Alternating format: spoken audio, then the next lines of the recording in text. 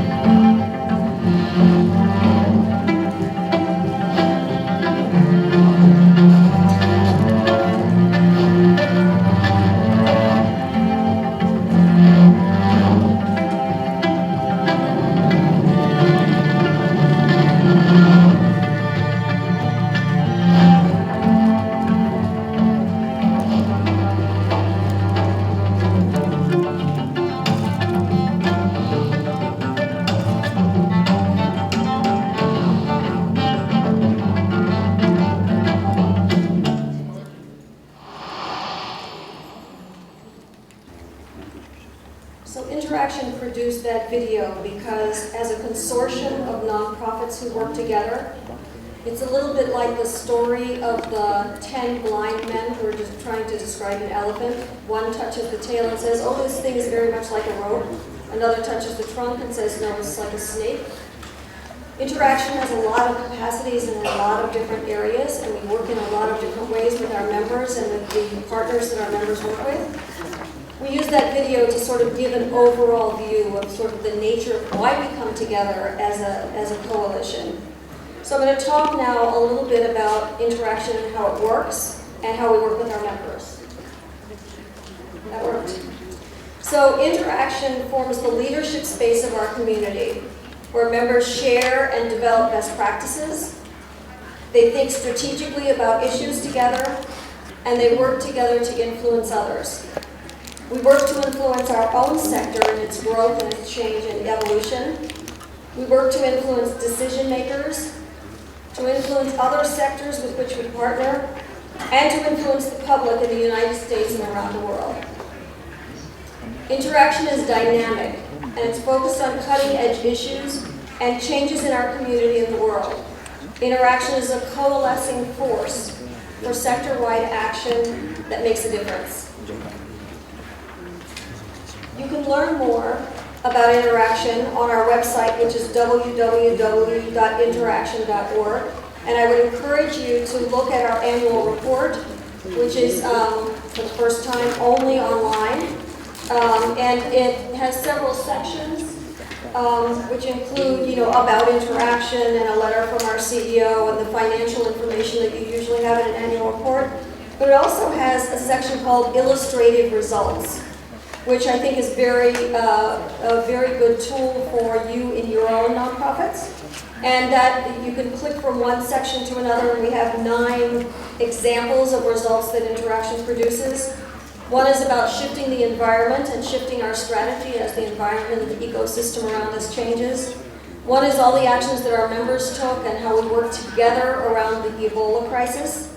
One is about aid transparency and changes in that area. Another is about counterterrorism and its influence on our community and what we're doing about that. Another area is pledges that our members have made together. I'll be talking more about that a little bit today and more tomorrow.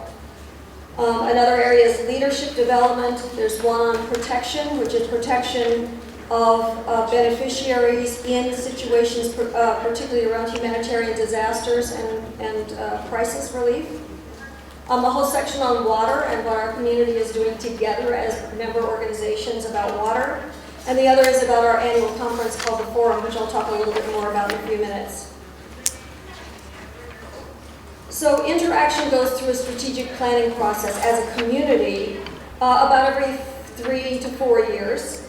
The process involves the staff of InterAction. We are a staff of about 50 individuals. The board of directors, which our board of directors is made of subsets of our membership, CEOs of our member organizations, and our partners. So it's our members, our board, our staff, and other stakeholders that our members and InterAction work with. Our board just approved a new strategy for 2015 to 2018, and I want to point out those 3 goals because one of them is brand new for us. Strategic goal 1 is to promote the ability of civil society to thrive around the world and to advance the independence and the mission of our members. And that's new for us. We've always supported talking about our members, but not about this sort of shrinking civil society that we're seeing around the world that our members are struggling with. Strategic goal 2 is about mobilizing our members and partners to have greater collective impact, and we do that through a lot of best practice work that I'll be talking about in a few minutes. And then strategic goal 3 is to convene, lead, and influence coordinated action to drive policies, practices, and behaviors that advance our mission, and that's a more typical action for InterAction. I want to talk a little bit about our membership. Our membership is very broad and inclusive. Collectively, our 189 member organizations make a difference in every developing country in the world. They're headquartered across the United States, and they're very diverse. Our largest member has a budget just for the international work, so not including any work that they do in the United States on United States issues, just the international work that's over $1 billion, and has paid staff around the globe in almost every continent. Our smallest member has an annual budget of about $60,000 US a year and has no paid staff at all. Everyone is a volunteer. Our members' role is highly valued and supported by the American people. U.S. government funding today represents only about 24% of the $18 billion that our members invest around the world in saving lives and improving the condition of communities. I have to keep track of the slides because I use these slides a fair amount, and I want to make sure I'm talking about the right one that you're looking at. Our members are secular, faith-based, and faith-founded. Some work in many developing countries with a wide range of programs, and some work on a single program in a single country around a single issue. Some focus on humanitarian relief and disaster response. Some on a single long-term development arena, such as education, health, or economic opportunity. Some focus on human rights, some on governance, some on the environment, and some on a wide mix of program areas, yet all share a commitment to making the world better for humankind and an awareness that no one organization or one individual works in a vacuum. I think that that's a very critical thing about why we come together.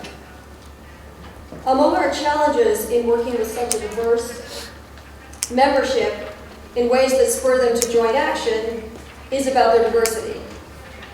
Without reducing ourselves to the lowest common denominator results, meaning everybody has to agree on something so you never agree on anything bold, or getting bogged down striving for consensus that might limit decisive action, InterAction must also balance responding to our member needs as well as providing leadership that works to ensure that our sector is responding to the dynamic and changing world in ways that ensure we remain relevant and responsive to civil society in general, and specifically to the communities we serve. And by we, I mean Interaction, our community, and the communities that our members serve around the world. And it is hotter up here than it is there, and it's warm there. Given the incredible diversity of Interaction's membership, we recognize it would be difficult to achieve consensus among nearly 190 organizations. So we encourage individuals with technical expertise in a given area to convene and form recommendations on specific issues with a subset of other members. And I'll have some examples today and tomorrow about how we do that. Because Interaction has been around for so long, about 33 years now, our members trust us to take leadership positions on higher level issues that could move external actors, realizing and recognizing that not all members will agree with any particular position. Excuse me. This gives us the space and the trust to articulate commonly supported positions that don't necessarily have unanimous endorsement from our membership. That is, by definition, politically tricky. And we have to be careful to ensure that our positions are based on our principles and serve the interests of the entire NGO sector, even if not everyone would agree. Interaction insists that policies and programs of government, multilateral, and other key actors are responsive to the realities of the world's poorest. That we work for the most vulnerable people, and we advocate for the expansion of select U.S. government investments in foreign assistance. So a big part of Interaction's work is actually working around the United States budget and making recommendations for foreign assistance. Numbers. Interaction's comparative advantage rests on the uniquely field and practitioner-based expertise of our members who are working in the field where the rubber meets the road in real conditions in the real world. Interaction works with our members to compile data on the impact of NGO programs as a basis for promoting best practices, and also to provide evidence-based policy recommendations. So our policy recommendations are based on evidence that we gather from the field work of our members around the world. Interaction brings the values and experience of the NGO community into the broader community through strategic alliances with key partners around particular issues and objectives. And these partnerships further leverage Interaction's considerable political, intellectual, and financial capital, as well as that of our members. So how do our members benefit from belonging to Interaction? I'm going to talk about 3 areas of member benefits. The first is influence and access. The second is visibility and credibility. And the third is engagement and collaboration. So even our most powerful members, our largest organizations with worldwide influence, cannot have the same clout that a coalition of all of us together has. Part of our clout comes from having our members be among the most accountable and the most reliable in the world, which we verify through our standards, and I'll talk about that in a little bit. But part of it comes from the way we work together and the trust that other sectors have in what we have to say on behalf of our sector. So, as a member organization, you get to be at a table talking about very important things with leaders and decision makers that as an individual organization you might not be able to participate in. You also get to work with other organizations to come up with joint solutions, to focus together on global development issues, to mentor each other, learn from each other, and strengthen each other's work, and to collaborate with a community of peers. We create a lot of visibility and credibility because of our standards and because of the reliability of our members. Just as an example, we have when there is a worldwide crisis, an earthquake, a typhoon, an area of conflict, we create a crisis response list. So any of our members that are actively participating in that crisis are put on the crisis response list. We require them to give us data on what they're doing and update that data frequently. And very often when there's a crisis and the American public gets very interested in making a difference in that crisis, our list of members who are engaged is picked up by USAID and put on their website. It's picked up by major media because we're accountable and trustworthy. So the recognition and the visibility and credibility of our members is enhanced. We have a member directory, we have information about our members on our website, and we also have a blog and so on that our members can post and add to their own visibility, as well as an entire social media machine that works both on posting things that Interaction has to say, but also posting and reposting our members' posts. And then our members engage together. We'll talk a little bit in a few moments about working groups and so on that our members engage in together. But really, the ability to establish a common position on cutting-edge issues, to learn from each other, to strengthen your own work and build the capacity of your own organization by learning from others is a big part of what Interaction does. So I want to talk a little bit then about that credibility piece and our standards and trust.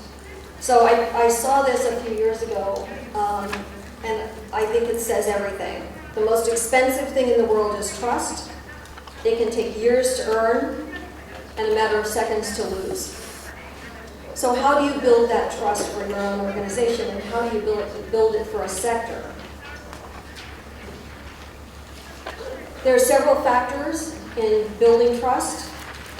So we would say, because I manage standards, so I'll say it this way, it begins with good governance, good management, and strong accountability. That group of three reinforces your ability to be open about what you're doing and public about what you're doing, which enables transparency and a recognition of your transparency, which fosters trust and it enables you to be public about your governance, management, and accountability. So all of those factors matter.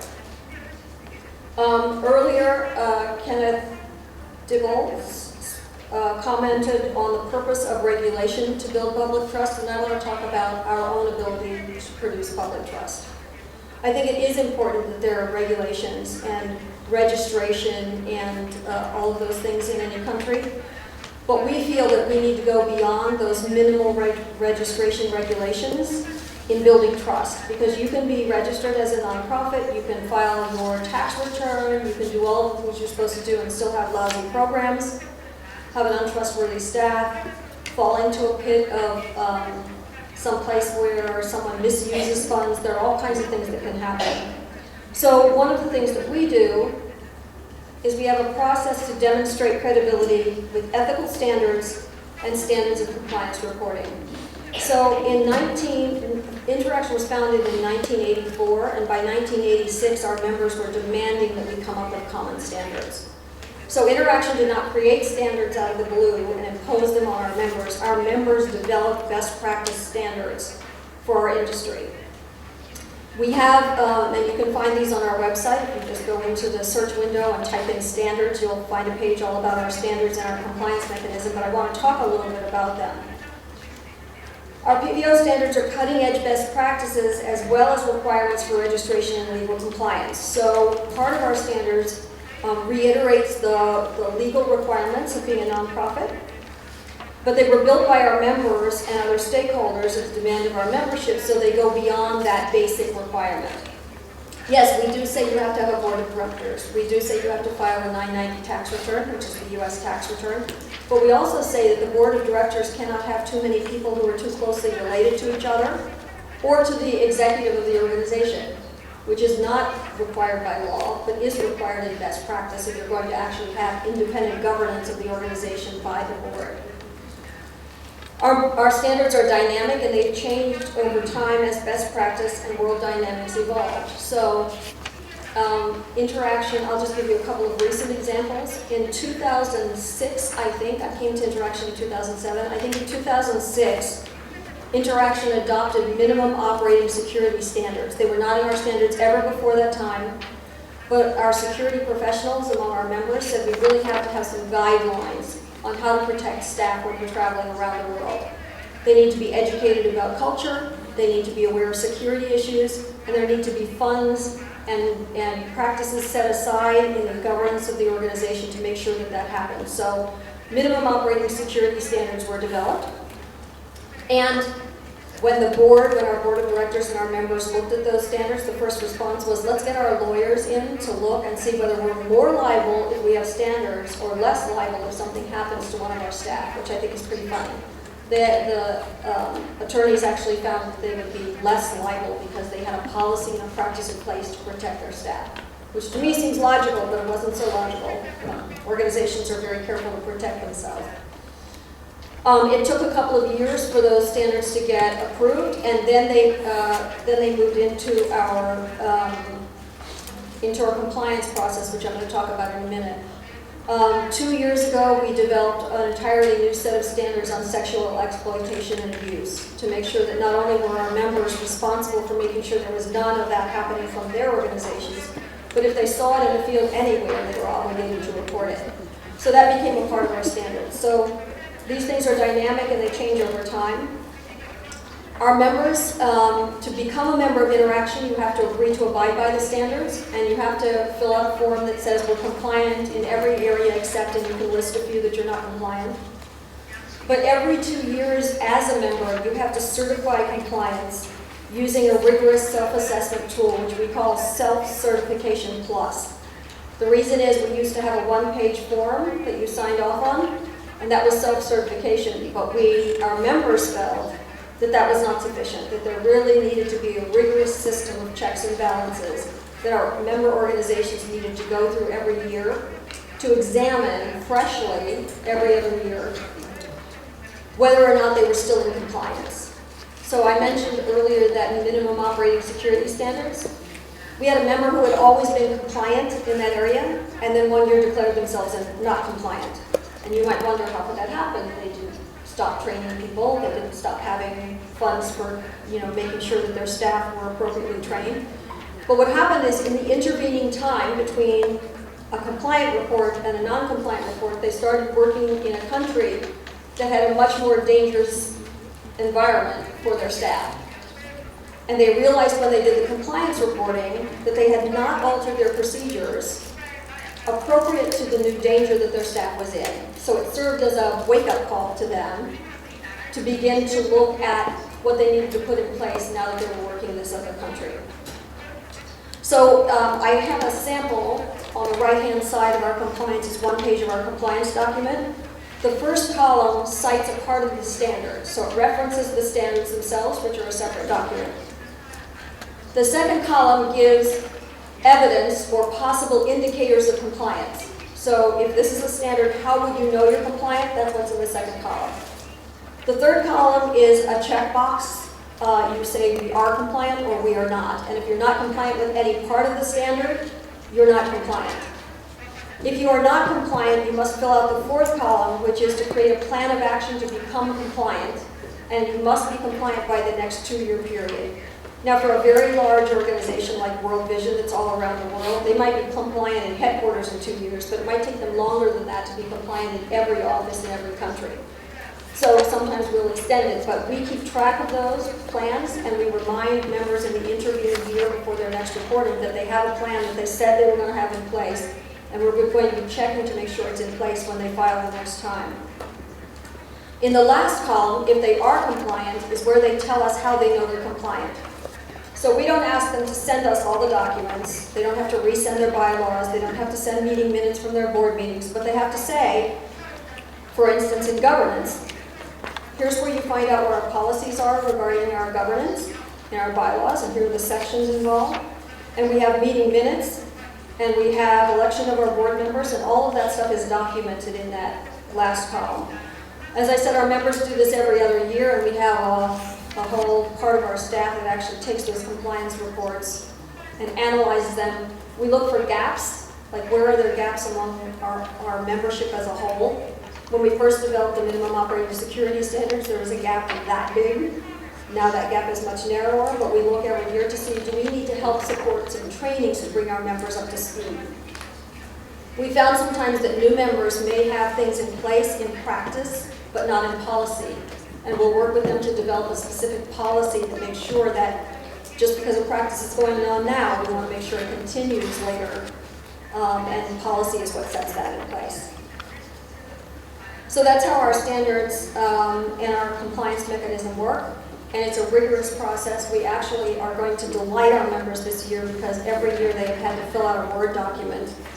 And while they can cut and paste from a prior year, it's a very tedious process. This year they're going to get their last year's report and be able to update it, so they will all be thrilled.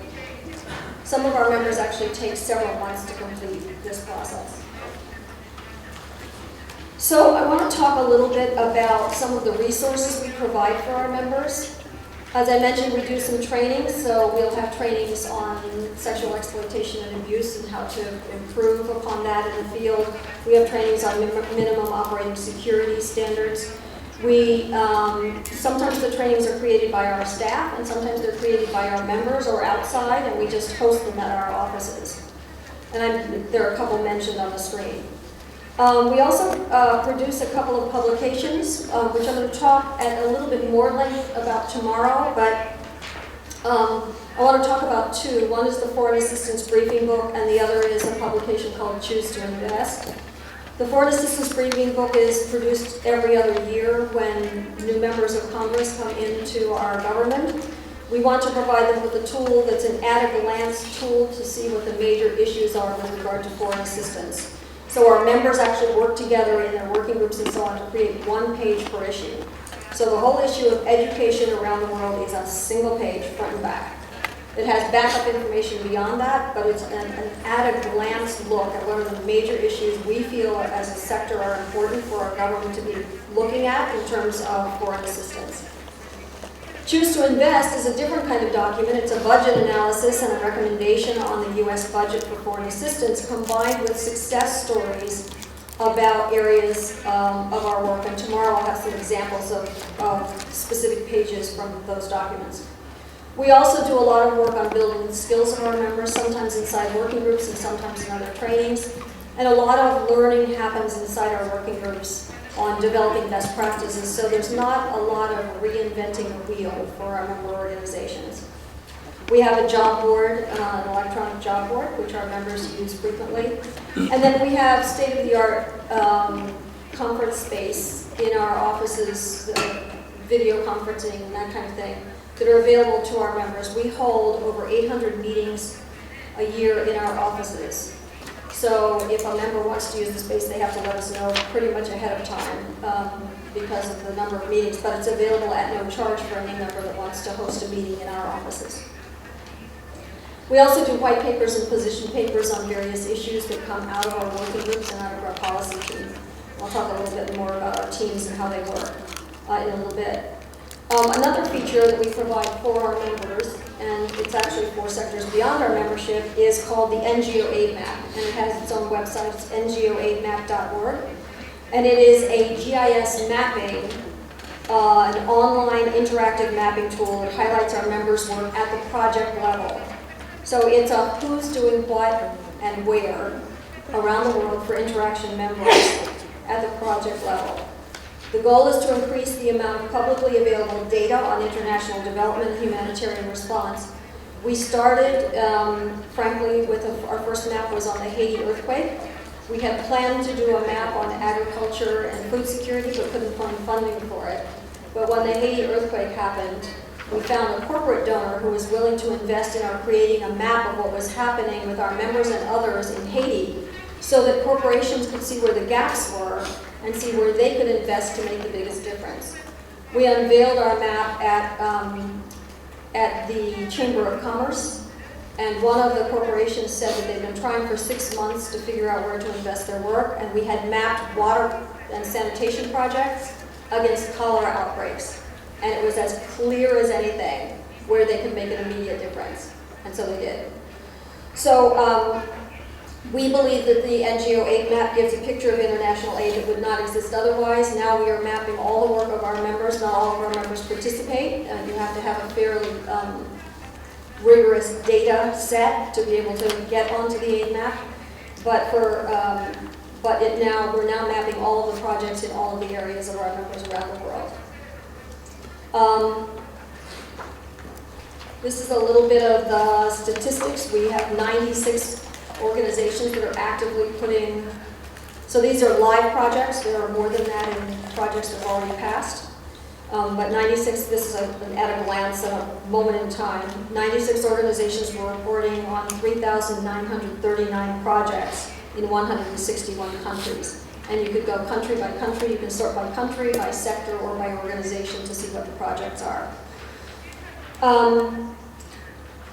The site is actually funded by FedEx, so it's a corporate partnership, which is really good. And the International Fund for Agricultural Development has also invested in the aid map. The NGO aid map data sets pull data automatically from the data that members download onto the site themselves, and it aggregates the information. Features of the site are that any of our members can embed the map on their own websites, or they can drop it into a blog post. The site is updated at least 3 times a year, though members are welcome to update their information at any time, and some members update on a regular basis. Project pages include information such as a description of the project, the timeline of the project, the budget of the project, the target population, partners, contact information, videos, photos, and more, and all of that data is inside this data set. So for our members, the benefits of participating are really the ability to commit to transparency, to save time. This is a good way to market the programs and projects that they have, to raise the visibility of their work, and to help find new partners or donors. Because the data is open, the tool allows organizations to show they're committed to transparency. Because the data is visually appealing and downloadable, members can direct many of their key constituents and donors to the site. They can minimize the time needed to respond to individual requests by directing them to the organization's maps. On our member directory, if one of our members is participating in the NGO aid map, we actually link their member listing right to the aid map. For smaller members, being part of a larger collective, being associated with the bigger, well-known NGOs helps raise their visibility in the broader community. And for larger organizations, they can promote their own work by embedding their maps in their own communication materials, which many of our members do. We found in our annual user assessment surveys that many people use the site to look for partners or to prospect for new donors. It actually works the other way around too, which is an incentive for the members. Donors come to the site to look for potential partner NGOs. For example, one donor said that they found the tool useful to help determine the scope and the footprint of organizations they would like to engage with on a global scale. Essentially, the site could help the donor to match their global footprint with that of potentially partnering NGOs. So it's a really valuable tool for our members. And believe it or not, it took us almost 3 years because there were some stories about having different fundraisers listed in different ways and not having the data sets together. Our members do not all gather their data the same way. So working out the system by which they could drop their data in, however it is that they gather the data on their own projects, into a common format, actually took us almost 3 years to work out, so it's pretty amazing. So I'm going to talk a little bit about how we work with our members. Each InterAction member forwards their own organization, their work, and the issues that are important to them through public outreach and with peers in working groups and other InterAction meetings. InterAction leverages our members' outreach by addressing issues with the united voice of our membership, sometimes with and sometimes for our members, and by convening a wide range of actors to resolve issues and forward action. We work to create an enabling space for our members in which international nonprofit work can take place, and to increase the aggregate impact of our members across the globe, and to speak with and for the power of that impact. And just as an example of how we might work for our members as opposed to with our members, one of the projects we worked on was this issue that many of our members, and probably you also deal with. People love to fund projects. They don't like to fund the overhead, the management expense it takes to manage those projects well. So we have had a conversation with the philanthropic community about that issue. No donor, no member, no organization wants to go to their donor and say, "You're killing me because you're giving me such a tiny overhead," because they might risk losing that donor, but we can speak on behalf of our community. We do a lot of that same kind of thing with the US government. When the African Leaders Summit was held in the United States, we were able to aggregate information on our members' contributions to Africa. And as a part of, at the end of the Africa Leaders Summit, President Obama mentioned interaction with members in the pledge at the conclusion of the summit. So being able to have that kind of amplification of our members and leveraging their work actually can make a huge difference to the sector.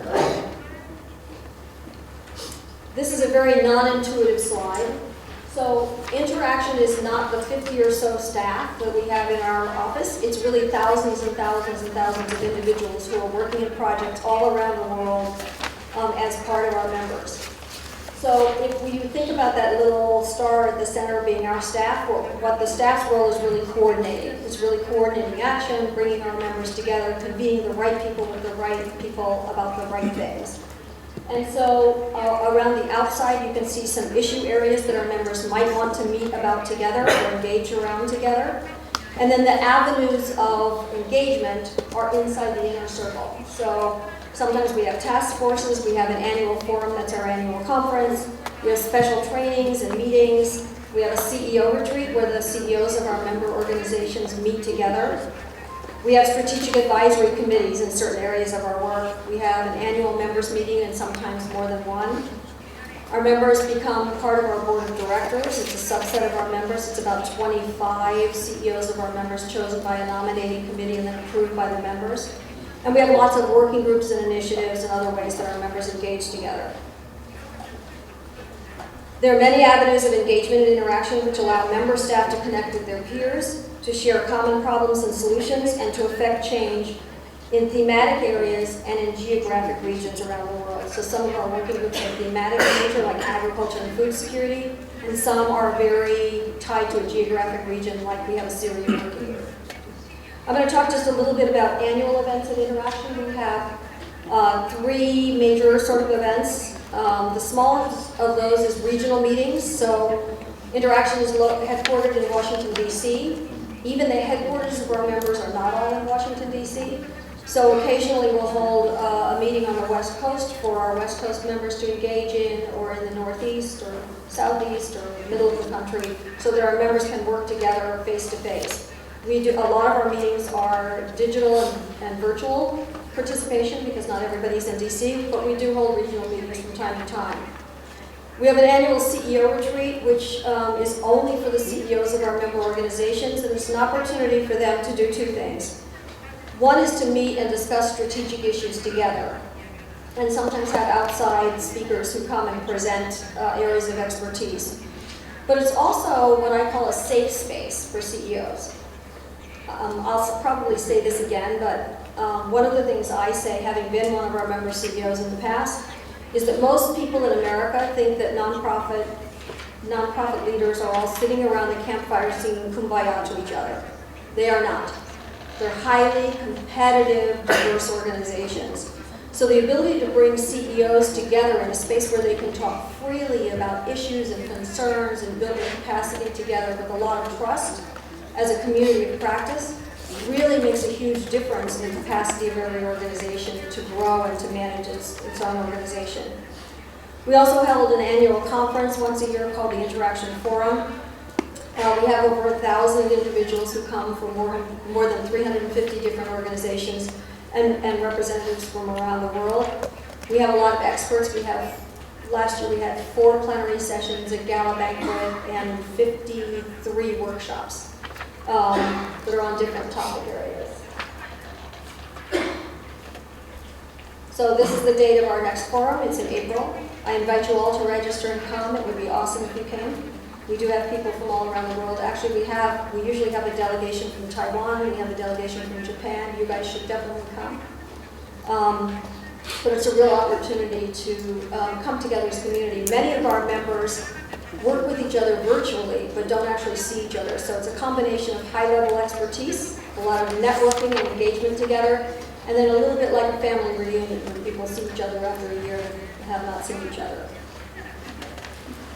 And our members receive a discount for attending or exhibiting at the forum. Just as another feature of that, we have special tracks as part of our workshops on different aspects of our work. For practitioners, we have a CEO track, and we also have a Young Professionals track, which was developed just 3 years ago to support leadership development among our younger member staff. We also hold our CEO retreat, which I mentioned a moment ago. That is not open to all of you, unless you're Interaction members, but it's happening in Baltimore in December. We have a Women's Leadership Day first, a Women's CEO retreat first, to really talk about the issues that CEOs have, particularly because they're women. And this year's CEO retreat will involve strategic discussions with peers about issues relating to the changing world in which we work. So this whole changing ecosystem has had a big impact on our members. And we've been working with our member CEOs over the last couple of years, building their capacity for transformative change in their own organizations. Some of these organizations have been around for 30 years, and they're still doing the same kind of projects. And it's really time for them to begin to look at a new world and a new way of doing things. We have about 40 or so active working groups at any point at Interaction. We've listed a bunch of them here. I'm certainly not going to go through them, but I mentioned before that some of them are thematic, like agriculture and food security, and some are regional or geographic in nature. You can find the descriptions of all of our active working groups on our website if you're interested in looking at them. Inside the working groups is where that competitive nature, I mentioned that we're not all sitting around singing kumbaya to each other, where that competitive nature and the sort of the interest of my organization, my budget, my marketing, my information sort of floats away inside a community of practice that's working on common issues. So we've seen no matter how competitive a sector of our community is, when they start working together on an issue, they become a community of practice, and some of those barriers are disappear. We also have several initiatives that go beyond our working groups. Working groups tend to be something that's sort of for an extensive period of time when organizations meet and discuss issues.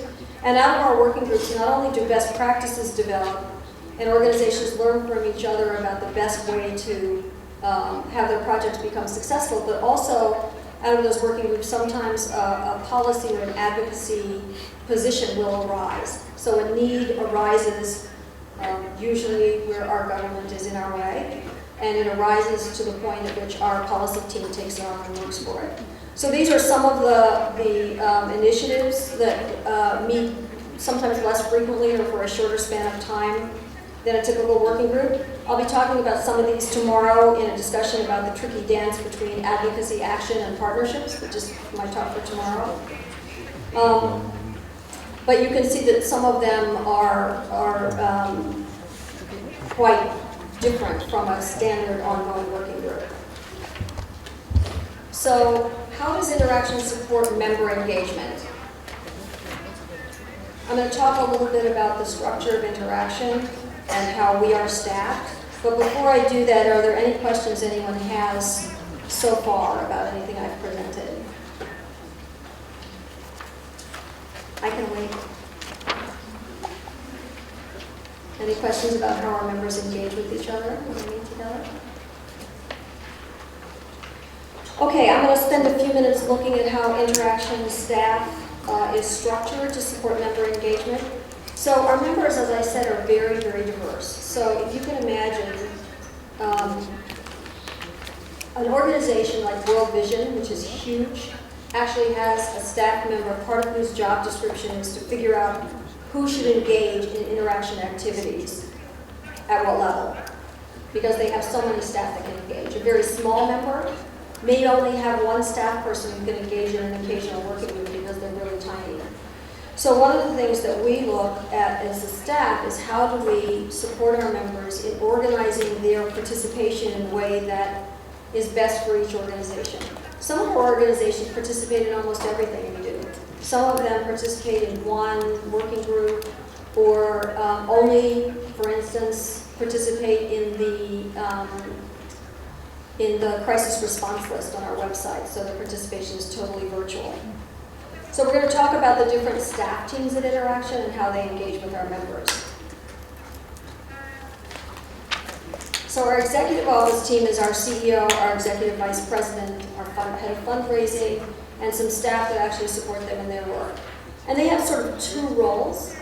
One is external, so being the representative of InterAction, particularly on the global scale, at meetings all around the world and with our government and so on, representing InterAction in an external sort of way.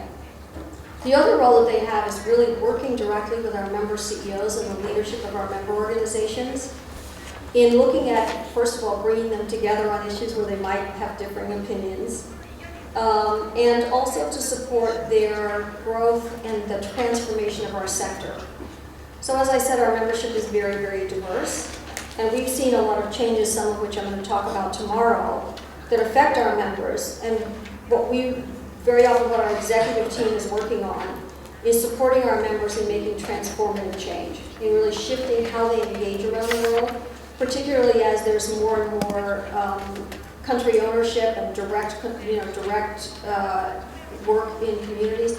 Most of our members don't take expat staff overseas. They work with local organizations with like hire local staff.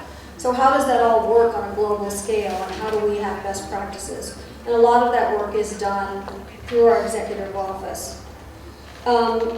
A main focus is to help build an InterAction community that's active, inclusive, and supportive. And our executive team is actually the leading edge of our work on civil society space. So both in creating policy positions and engaging around the shrinking civil society space around the world, and also in dealing with how our members are engaging in having an enabling environment for their own work around the world. We have another team called the Global Development Practice Team, or GDP. This team works mostly around long-term development issues. So you can see some of the working groups that are there. The Evaluation of Program Effectiveness Working Group has been around probably 15 years. It's the specialists on monitoring and evaluation in our member organizations that work together, one, to improve our standards on monitoring and evaluation, two, to improve best practice and learn from each other about how to do better monitoring and evaluation. There have been some very innovative things about measuring impact, as opposed to just monitoring and evaluating the project, but actually measuring whether there's what the impact is. It's a little bit tricky when you're looking at the kinds of projects and programs our members do, because it's hard to attribute a successful impact on your project versus all the other projects that are happening in the same area at the same time. We have a private sector working group that actually works with corporations to determine best practices. I'll talk more about this tomorrow when I talk about partnerships, but for the most part, how corporations and nonprofits find each other is that they happen to be at a meeting together and they shake hands and start talking about what they do. There's no real effective way that they find each other. I think the philanthropy world has done a much better job of that. So this private sector working group is funded by UPS, which is one of our corporate partners, to actually look at how we engage with corporations, how our sector engages with the corporate sector, and try to improve that on both sides. We have a task force that's now working on post-2015 implementation. We were key players in the post-2015 consensus building and data input. We do a lot of work on the G7 and G20, not so much at the meetings themselves, but in the preparation to the meeting, working to have governments try to bring up issues that our sector feels are important. That's a global effort. It's definitely not just US-centric. The NGO aid map falls within this group, and all of our work on transparency and increasing transparency and managing transparency in our membership is also inside this group. We have some innovative partnerships. I'll talk more about partnerships tomorrow, but we have an Alliance for International Youth Development, the InterAction Business Council, which is a part of that private sector working group, and a global partnership for effective development cooperation with OECD, DAC, CSO Partnership for Development Effectiveness, and that kind of engagement all happens through this part of our staff. So the GDP, the Global Development Practice Team, helps lead interactions and engagement with multiple actors critical to inclusive development, such as civil society groups worldwide, corporations, and the private sector. The next thing I want to talk about is our public policy team. That's what I thought. So our policy team works to create and coordinate the strategy, the messaging, and the tactics for our community's policy advocacy. We have many of our member organizations, even if they do actual overseas implementation of projects, they still have advocacy components to their work. But we have some of our members that are actually focused on advocacy as their main area of work, and they do no direct service at all. So part of our job is to coordinate our members so that they're not fighting each other about different advocacy positions. You know, one of the issues with the United States budget is that sometimes it's a zero-sum game. So if you're advocating for education, you're going to lose child care and maternity funding. So we keep our members from engaging in that battle with each other. And then there are many, many, many issues that we end up fighting for women in support of our members. Some of which I'll talk tomorrow, and my talk tomorrow is about advocacy and partnerships, so I'll talk about some of those specific things. But sometimes our government, which I think is fairly progressive in the area of supporting development and aid and has a long and engaging history, can generate policies that are just not smart. You know, they actually depress the enabling space in which our work happens. And I'll talk more about the specifics of some examples of that tomorrow. So, you know, it's a very tricky thing when you have so many diverse members to find common positions on things. And as I said, sometimes, like in our foreign assistance briefing book, which is a product of this team, you know, you pull together the experts on education and have them create a paper on education, and the experts on health create a paper on health, right? So we're not always working all together on the same issues, but there are many times when we have to take a position on an issue that appears, and we do need to be able to have a leadership space, and our members really trust us to do that. Our public policy working group meets every other week, and they're religious about it. They, the people who participate in an active role on that committee almost never miss a meeting, because they really feel that having our voice united is where our power comes from as a sector and as InterAction members. So just some of the groups that they work with are, I mentioned the Public Policy Committee. They've been the central focus point for a CEO task force on aid reform and aid effectiveness, working with USAID to shift how they evaluate aid. We have a climate change, environment, and development working group, and you might wonder, why would that be inside policy as opposed to inside, for instance, the Global Development Team, which is about practicing programs around the world. And it's because most of the things that group works on are actually policy positions. How do we affect the policy of our government? So it falls inside the policy team.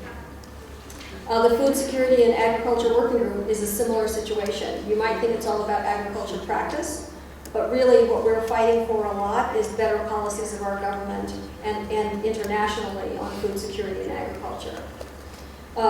So they do some practice work, but most of their work is actually engaged around advocacy.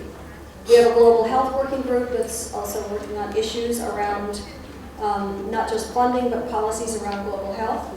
And the Water, Sanitation, and Health Working Group, our WASH Working Group, has been very, very active in a policy front, building support for water and sanitation projects around the world with our legislature.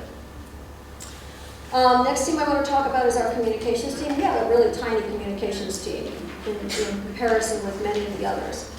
And you might think of a communications team for an organization like InterAction to be about communicating about InterAction and its work. And it does do that. But far more importantly than that, what our communication team works on with our members is supporting them in having common messaging. So every organization has its own brand and its own way of talking about its own programs. But if there are themes that are resonant from one organization to another, it educates the public, it educates the legislatures, it educates decision makers about the nature of the sector in a way that's far more powerful than the individual message of any one member. So they also are very active. We have an active newsletter, which our members submit information to, as well as our staff. We have a blog, and our members can contribute to the blog, and often do. We have a media center where we will post the press releases and information about our member organizations, as well as our own press.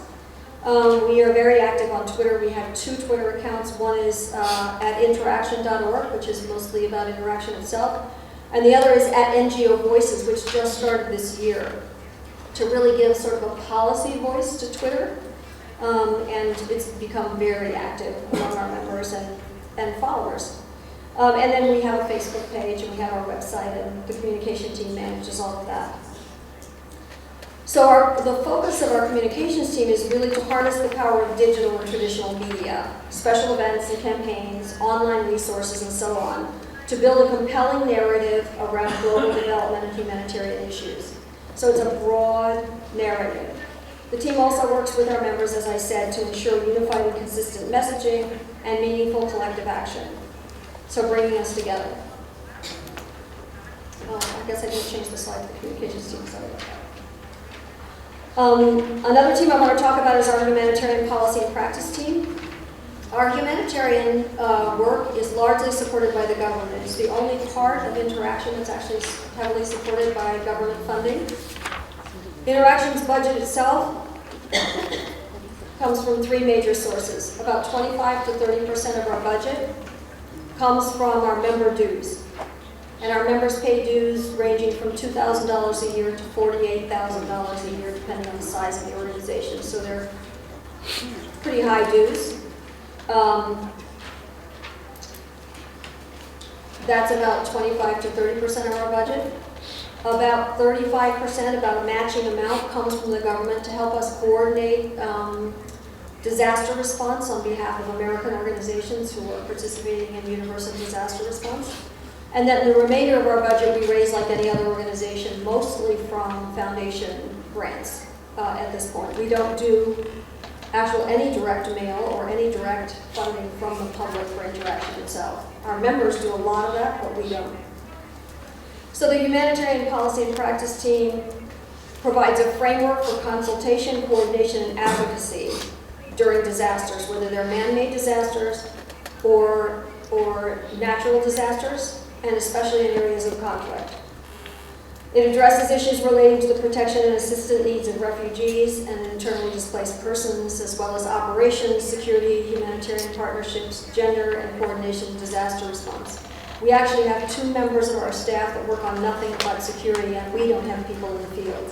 We're actually helping our members to coordinate their security information among each other to support working particularly in difficult environments. You can see some of the working groups that are specific to this team. As I said, most of their funding comes from UN agencies that are wanting us to help coordinate the disaster response from the US perspective. And then the last team I'm going to talk about is my own. So the membership and standards team has 3 basic pillars. Member services, which is typically inviting members to join, managing the application process and the approval. Members have to be approved by the Membership and Standards Committee of our Board of Directors, and then the Board of Directors has to approve any new members to Interaction. And there's quite a rigorous application process and due diligence because our members have to meet our standards before they can join Interaction. We manage member records like any membership organization would, and manage the dues and dues collection for our members.